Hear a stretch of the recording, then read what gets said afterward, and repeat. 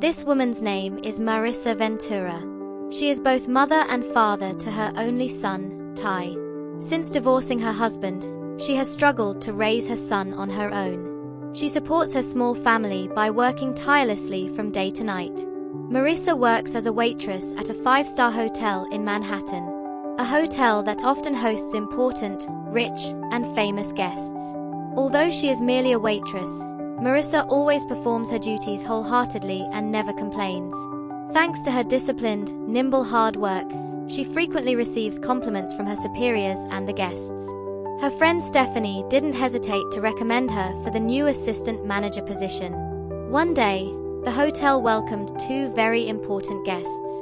The first was a member of the People's Legislative Assembly named Christopher Marshall.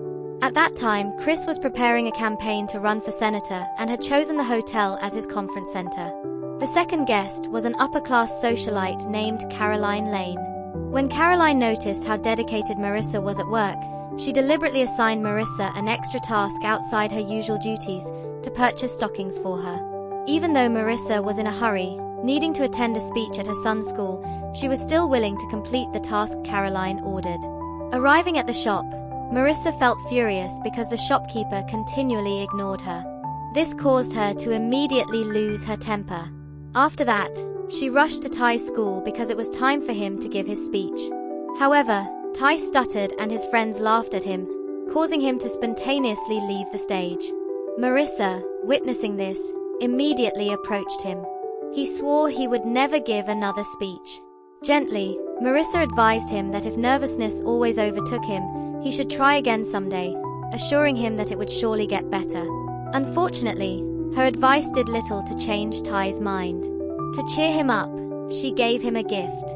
Later, having to return to work, Marisa took Ty to the hotel and left him with her co-workers. Upon returning to the hotel, Caroline instructed Marisa to return some clothes to the boutique, and Marisa, without hesitation, carried out the order.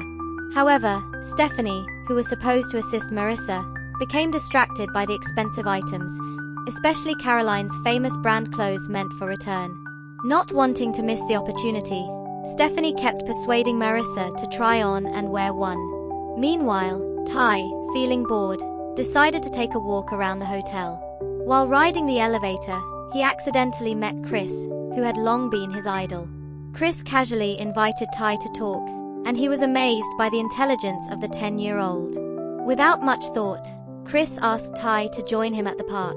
Ty happily accepted the invitation, though he wanted to ask his mother for permission first. Meanwhile, Marisa finally relented to Stephanie's persuasion. While trying on the fancy clothes, Ty and Chris came to see her. Chris looked amazed when he saw Marisa looking beautiful and elegant in the dress. At that moment, she was forced to impersonate Caroline. With no other choice, she accepted Chris's invitation to go to the park with her. At the park, Marisa thanked Chris for his generosity in taking Ty for a walk, and thanks to his kindness, Ty, who had been gloomy since the chaotic speech, slowly became cheerful again. Chris always shared tips on overcoming nervousness when speaking in public. During his own speeches, he would tightly grip a paperclip that served as his talisman. After hearing Chris's words, Ty felt encouraged and soon joined Marisa and Chris on a penguin spotting outing. While they were watching the penguins, Chris suddenly invited Marisa to attend Maddox's charity event.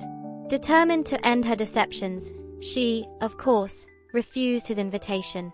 She realized that she was merely a fake Caroline and knew that she would soon have to return to her role as a servant. She immediately instructed Ty to leave Chris. Upon arriving back at the hotel, Marisa immediately removed the expensive clothes she had been wearing. For if she were found wearing Caroline's clothes without permission, she risked being fired. In the midst of the panic, Paula suddenly called Marisa to meet with their boss. Overwhelmed by extraordinary anxiety, Marisa feared her boss would discover her impudence and promptly dismiss her. But unexpectedly, after a 6-week training period, she was actually promoted to the new assistant manager. Her boss remarked that sometimes when one opportunity closes in life, another opens. It turned out that Stephanie had submitted Marisa's application to HR without her knowledge, a move that sparked Marisa's emotions and led to a dispute between them. Stephanie warned Marisa not to squander the opportunity right before her eyes. Meanwhile, elsewhere, Chris, who had fallen in love with the impersonated Caroline, immediately asked Lionel, the butler, to send an invitation to lunch to Caroline's room. The next day, Marisa was shocked to discover that she and Chris had made the headlines in the newspapers. Increasingly, she feared her lies would be exposed. However, Stephanie assured her that everything would be fine. The news eventually reached Chris, but he remained unfazed. It was, after all, his secretary Jerry who fretted that Chris's image might suffer. Meanwhile, the real Caroline was saddened by her boyfriend's departure. Suddenly, she was both surprised and delighted when she received a lunch invitation from Chris and left immediately. Chris was astonished by what he saw. The woman with him now was not the Caroline he had met earlier. He confirmed this directly with Lionel. Although he wanted to deny it 1,000 times, the woman was indeed named Caroline Line. Meanwhile, Marisa, who was on duty, constantly tried to avoid meeting Chris face to face. After lunch, Chris told Jerry that the Caroline who had come earlier was not the woman he wished to date. While they discussed it, he accidentally saw the fake Caroline walking with Ty.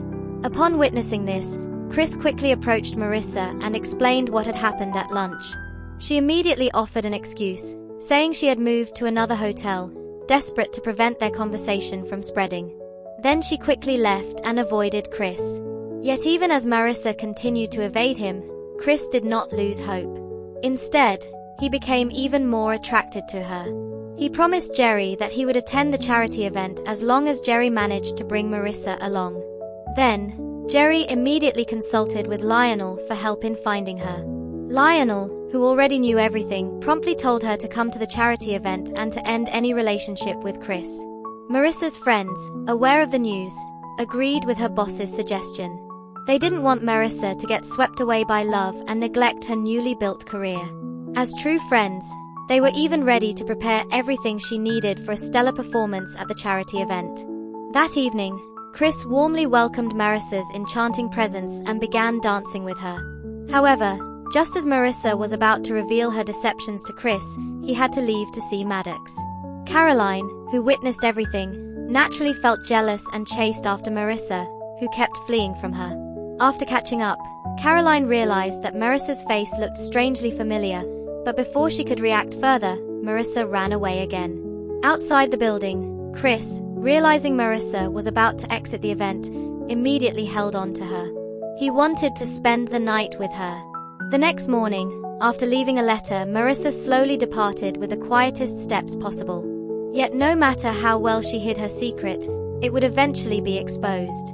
She, having just left Chris's room, was caught red-handed by Caroline. Caroline, feeling outraged that her identity had been stolen, then complained about Marisa's actions to both the hotel manager and Chris, who had arrived. Fed up, Caroline immediately revealed all of Marisa's lies, seizing the moment to win Chris's heart. Although Chris insisted on denying the truth, at that moment Marisa was dishonorably fired.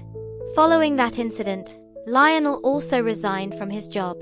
For Lionel, our actions do not define who we are. Though we serve them, we are not their servants. What truly matters is how we rise after falling. Marisa then left with a broken heart. Meanwhile, Chris urged her to tell him the truth. Unable to hold back any longer, Marisa revealed all her secrets. At that moment, she simply wished to experience life without feeling inferior just because her profession as a maid was so often underestimated. But no matter how much she denied reality, it only made it clear that they would never be one.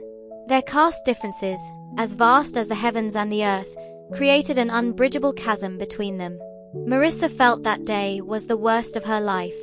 Arriving home, instead of being greeted by her mother's hug, Marisa was scolded. Her mother already knew of her dismissal. Her mother told her to wake up from her delusions, for no amount of installments or food could fill a lie.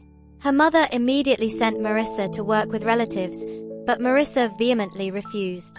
Although she was indeed a waitress at the hotel, she was not a maid. She would continue working on her own terms, regardless of her mother's opinion. Since that incident, Marisa's life has been under the constant scrutiny of cameras and has become a target for journalists. Chris did not want to remain silent. He made it clear to the media that he and Marisa were just friends.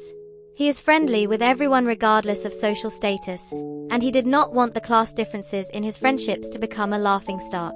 After things died down, Chris focused on his campaign for senator, while Marisa busily supported her family by working as a waitress at another hotel.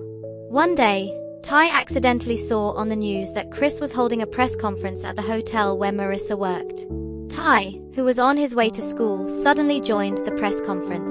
Arriving there, he mustered the courage to speak his mind. Ty knew that his mother had deceived Chris, and that was not a mistake to be taken lightly. Yet, considering that perfection belongs to God and mistakes to everyone, he sincerely asked Chris to forgive and give Marisa a second chance. Chris was willing to forgive and grant Marisa another chance. Ty then drove Chris to meet Marisa. Remembering that his love for Marisa still burned as brightly as ever, Chris confessed his feelings again, promising that even if the world were against them, he would love Marisa sincerely without any conditions. Naturally, this shocked the media and became good news for Marisa's relatives. A year later, Chris was elected as a senator and Marisa became a successful hotel manager. Then they began living as a well-matched couple. This film is based on the true story of Stephen Clark Rockefeller, the son of New York's Governor, Nelson Rockefeller. In 1959, Stephen married Anne-Marie Rasmussen, a waitress who had once worked at his family's hotel in Manhattan. And that's where the movie ends. Like and subscribe and share your thoughts in the comments section. See you next for more fun recaps.